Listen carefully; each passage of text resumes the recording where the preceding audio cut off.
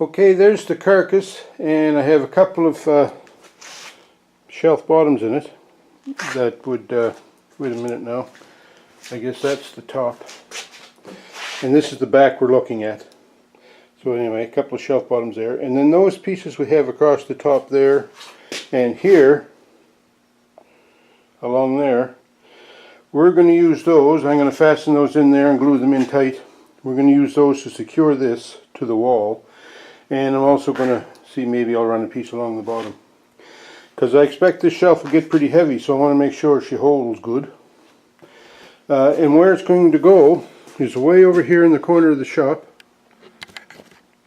right over there where that white cabinet is, and then you'll see some other junk in the corner right there. I'm going to take all that out of there, clean out that whole corner over there. Let me back up a little. I'm going to clean out that whole corner, and I'm going to put this unit on that far wall in the corner. Alright boys, I've been busy cleaning out that corner. What a difference, eh? Got lots of room in the bench now. I don't know that I want to put that shelf up there, but I'm going to have to. But anyway, look at the junk I got out of that corner. Wow. Junk is a harsh word. It's all valuable, as long as you know what's there. If you don't know what's there, it's junk, but if you know what's there, it's valuable. So anyway, then this beast over here, I put it back in it. So all I have to do now is I'm going to carry it over there, set it on some blocks so I can stand it up, attach it to the wall. Then I'll start putting bin bottoms in it. Start putting bins in it. Start organizing all these valuable pieces and parts right here. Okay, gonna go in that corner. Now that we have her mounted, all I have to do is make some drawers. So that's what she looks like in the corner.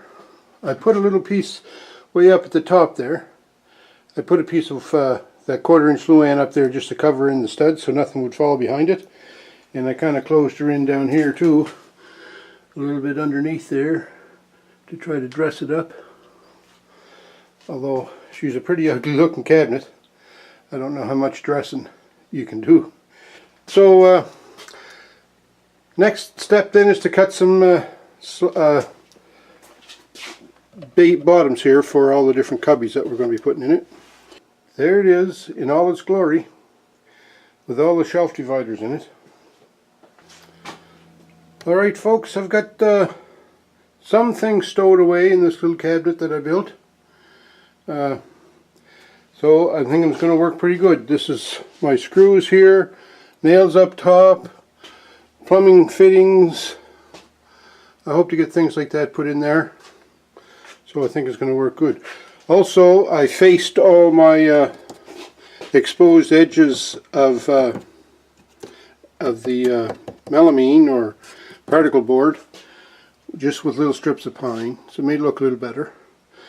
And then down here, because I'm always sorting out like fasteners of some sorts, I just put a little scale on here so I could quickly determine how long everything was. I hope to get better labels for these bins, and I hope to get a lot more bins. So I'm going to have to probably buy those or start collecting them over time. Anyway, that's it. Originally when I made this, I was planning on putting my nuts and bolts and lock washers and flat washers and so on in here too. But because this is the woodworking side of the shop, I decided that I wouldn't do that. That's where I have my nuts and bolts, metric and standard. And that's a pretty good general area to keep them, I think. So I'm not going to move away from that. I'm just going to leave all those mechanical fasteners there, because that's the mechanical bench and mechanical side of the shop. And that means I'll have a lot more little cubbies over here for stowing some other little trinkets. So lots of comments, guys.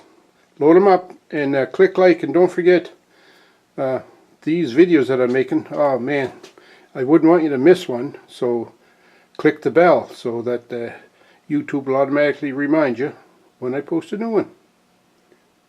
Thanks a lot for watching. Talk to you.